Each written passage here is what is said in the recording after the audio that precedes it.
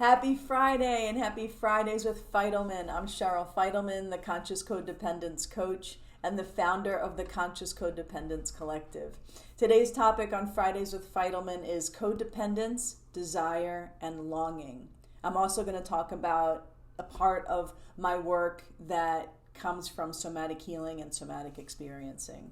Please like or subscribe to my channel. Please keep the comments coming. I appreciate the feedback. And all right, here we go. For some of us as codependents, we have these moments of desire and longing, and it's hard for some of us to tell the difference between, to actually be able to tell what kind of desire we're having. If we're having a desire for another person, if it's a sexual or sensual desire, if it's a desire simply for connection, if it's a desire to be seen, if it's a desire to just hang out with somebody and be with another person, be in the presence of another person. Oftentimes we get, hooked into these codependent narcissistic situations, or we get into these sexual situations that don't necessarily feel good, we're not totally aligned, but we think we want them because we want company, because we want connection. And I mentioned this a while ago in a video that I said something like codependence is ignorant, or codependence is one-dimensional. And for myself included, I'm not saying that the person is ignorant, but when we're in a moment of codependence, it lacks depth. It lacks investigation. So we come up with this desire, or we feel this desire, and that desire could be a thought, it could be a sensation, it could be an emotion, and this is where my somatic experiencing work comes in, where I teach people around what I call TSEs. Some of you may have heard me talk about this, definitely my clients have. Thought, sensation, emotion. So we have a thought, we have a sensation, and we have an emotion in any given moment. We have thoughts, sensations, and emotions happening at the same time. And when we come up with this desire, the thought might be, I just want to be with somebody. I don't want to be alone right now, or I want to have some fun. And then there could be a sensation in the body. I don't know. It could be a tightness in the chest, or a warmth, or your heart rate is increasing, or your body is feeling heavy. And then an emotion could be sad, frustrated, anxious, happy, excited. So it's important. This is like a practice that gets embedded in one's experience over time, where you start to notice your thoughts, sensations, and emotions. Because oftentimes we get hooked into people when it's a sexual or romantic thing, because ultimately we're wanting connection, we're wanting to be seen, we're wanting to not feel alone, we're longing for belonging, but we think it's sex. We think sex will bring us that. Or we don't have the voice to say, I don't want to have sex, I just kind of want to hang out and like maybe hold hands or go for a walk. We don't know how to express or notice the longings for the different types of connections that we want. We're not noticing that we're multi-dimensional beings, and we don't know how to explain the multi-dimension of our wanting, our desire, and our longing. It could be just, I want to have a fun conversation, or I want to have this kind of food, or whatever it is. Also, in somatic work, and how I couple somatic work with codependence recovery, is I get to train people. We get to learn how to just actually be with longing. That longing doesn't have to be satisfied. That longing can be a thing in and of itself. That longing doesn't have to be connected with a future satisfaction of that longing. Longing could be full. We could fill our bodies with want and desire and longing and excitement and feel the sensation of that. And then that perhaps longing could be a momentary experience.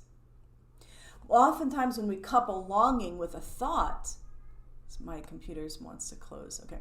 When we couple longing with a thought, we go, I have this longing, which means I need to be with somebody, which means I need to call this person, which means I'm alone, or I'm no good, or I'm separate, right? So we have this longing, and then we add a whole bunch of layers to the longing, when really it can be simply a somatic, sensational experience in, of, and with yourself.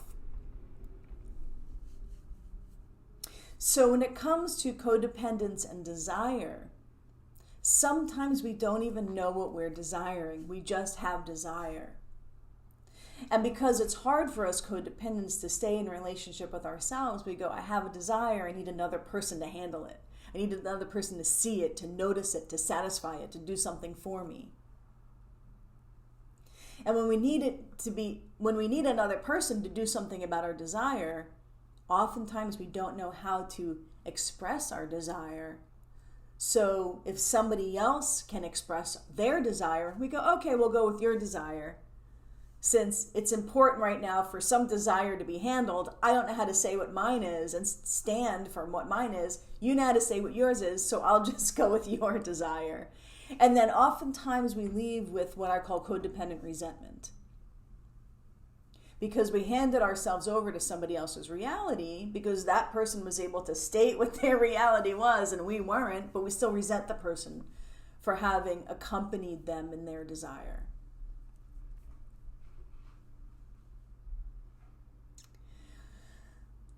So this week, my suggestion would be to take on the practice of the TSEs, the thought, sensation, and emotion at any given moment. What is a thought you're having? What is a sensation, which is any one of your 5 senses?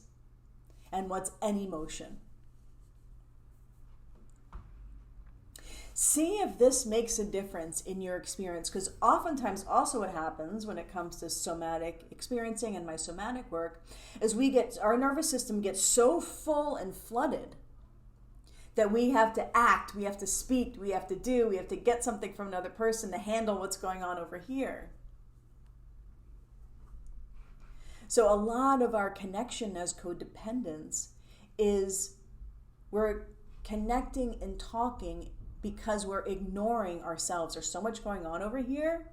There's like a pile of stuff going on over here. And so we'll just talk and get and prove and people please instead of sitting over here with ourselves and noticing our thoughts, sensations, and emotions. And that is access to a regulated nervous system in any given moment, especially when there's desire and longing welling up. All right, thanks so much for listening to my thoughts, theories, and rants. We're going to have another free conscious codependence class next week. So stay tuned for that. An email will go out for that at some point, I promise, soon in the next few days. Happy healing, and life is now. One more little thought tag here, that when you really start to get into the practice of the TSEs, the thought, sensation, and emotion, you may notice that, and the point really of the exercise is to notice that your sensations are the only real thing happening in the moment. They're the only real test of what your true experience is. Thoughts can distort an experience. Emotions can distort an experience, although emotions are definitely closer to the real experience than your thoughts. Sensations are the only real thing, visceral, current, present moment reaction that's really happening. All right, thanks again for listening.